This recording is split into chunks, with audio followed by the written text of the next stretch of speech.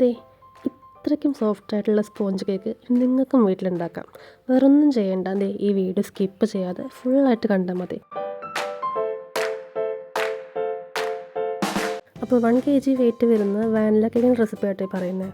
അതിനായിട്ട് നമുക്ക് 250 ml കപ്പിൽ ഒരു 1 കപ്പ് മൈദയും ഒരു 1 ടേബിൾ സ്പൂൺ ബേക്കിംഗ് പൗഡറും കൂടി നന്നായിട്ട് ഒരു 3 പ്രാവശ്യമെങ്കിലും അരിച്ചെടുത്ത് മാറ്റി വയ്ക്കണേ. ഞാനത് ഒരു പ്രാവശ്യം ചെയ്യുന്നത് കാണിച്ചിട്ടുള്ളെങ്കിലും 3 പ്രാവശ്യം ചെയ്യുന്നുണ്ട് കേട്ടോ. എന്നാലും നല്ല കേക്ക് സോഫ്റ്റായിട്ട് കിട്ടുള്ളൂ. അടുത്തായിട്ട് നമുക്കൊരു ഡ്രൈ ആയിട്ടുള്ള ബൗളിലേക്ക്, തുള്ളി നനവ് പാടില്ല കേട്ടോ, അങ്ങനത്തെ ഒരു ബൗളിലേക്ക് ഒരു 5 മുട്ട എടുക്കുന്നുണ്ട്. അതിലേക്ക് ഒരു അടപ്പ് വാനില എസൻസും കൂടി ആഡ് ചെയ്യുന്നുണ്ട് കേട്ടോ.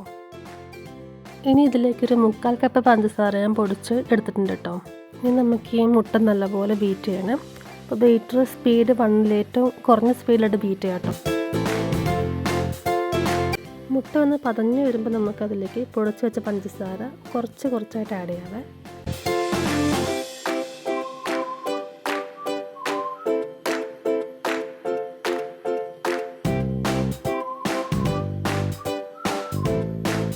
സ്പീഡ് കുറച്ചിട്ട് തന്നെ ബീറ്റ് ചെയ്യണം കേട്ടോ. സ്പീഡ് കൂട്ടരുത്, നല്ലോണം എയർ കയറാൻ ചാൻസ് ഉണ്ട്. അങ്ങനെ നമ്മൾ ബാച്ചസായിട്ട് പഞ്ചസാര മുഴുവനായിട്ട് ഇതിലേക്ക് ആഡ് ചെയ്തിട്ടുണ്ട്. ഒരു 4-5 മിനിറ്റ് ആകുമ്പോൾ തന്നെ ഇതുപോലെ നല്ല ക്രീമി ആയിട്ട് കിട്ടിയിട്ടുണ്ടാവും കേട്ടോ. നിറമൊക്കെ മാറി നല്ല വൈറ്റ് നിറമായിട്ടുണ്ടാകും. അത് പഞ്ചസാര മെൽട്ടായിട്ടെന്ന് അർത്ഥം. ഈ സ്റ്റേജിൽ നമ്മളൊരു 4 ടേബിൾ സ്പൂണോളം സൺഫ്ലവർ ഓയിൽ ചേർത്ത് കൊടുക്കുക കേട്ടോ. ഓയിൽ ചേർത്തപ്പോൾ അധികം ബീറ്റ് ചെയ്യരുത്, ജസ്റ്റ് മിക്സ് ചെയ്യാനേ പാടുള്ളൂ കേട്ടോ. ഓവർ ബീറ്റായാൽ ഈ പൊന്തി വന്ന ബാറ്റർ അതേപോലെ താന്ന് പോകും കേട്ടോ. പിന്നെ കേക്ക് ഒട്ടും സ്പോഞ്ച് ചെയ്യാവില്ല, ഹാർഡായി പോവേ. അതൊന്ന് മിക്സ് ആയ ശേഷം നമ്മൾ ആ ബീറ്റർ മാറ്റി വയ്ക്കണം. പിന്നെ ഇതുപോലൊരു സ്പാച്ചിൽ എടുത്ത് വേണം മിക്സ് ചെയ്യാൻ. ഇതിലേക്ക് നമ്മൾ അരച്ച് മാറ്റി വെച്ച മൈദ മിക്സ് നമ്മൾ കുറച്ചായിട്ട് ഇനി ആഡ് ചെയ്യാം കേട്ടോ.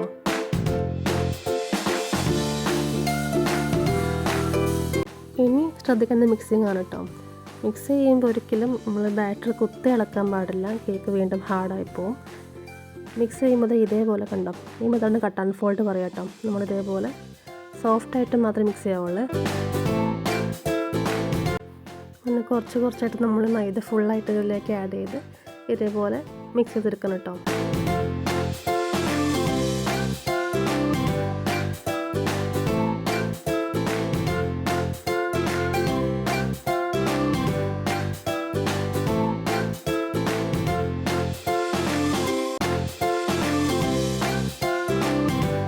അപ്പോൾ ഇത് നമ്മൾ ഫുള്ളായിട്ട് മിക്സാക്കി എടുത്തിട്ടുണ്ട്.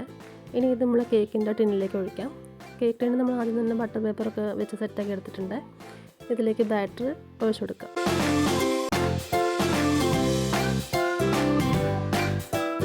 ഇനി ഇതിൽ കുടുങ്ങിയ എയർ കളയാൻ വേണ്ടിയിട്ട് നല്ലപോലെ ടാപ്പ് ചെയ്യണേ. നന്നായിട്ട് ടാപ്പ് ചെയ്യണം കേട്ടോ.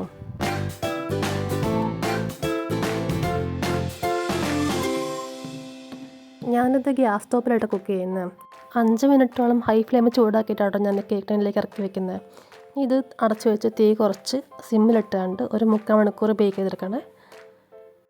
ഒരു 3/4 മണിക്കൂർ ശേഷം ഇങ്ങനെ കുത്തി നോക്കുമ്പോൾ ഒട്ടിപ്പിടിച്ചിട്ടില്ല എന്നുണ്ടെങ്കിൽ കേക്ക് ബേക്കായിട്ടുണ്ട്.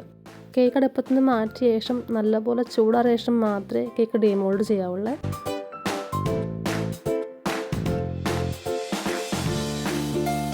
അപ്പോൾ ഇത്രയേ ഉള്ളൂ കേട്ടോ. അത്ര ബുദ്ധിമുട്ടൊന്നുമല്ല ചെയ്യാൻ. നമുക്ക് ആ മിക്സിങ്ങൊക്കെ ശ്രദ്ധിച്ചാൽ തന്നെ നമുക്ക് കേക്ക് നല്ല സ്പോഞ്ചായിട്ട് കിട്ടും. അപ്പോൾ റെസിപ്പി ഇഷ്ടപ്പെട്ടാൽ ഒന്ന് ലൈക്ക് ചെയ്തേക്കുന്ന വീഡിയോ. അപ്പം ഇത്രയേ ഉള്ളൂ. ബൈ.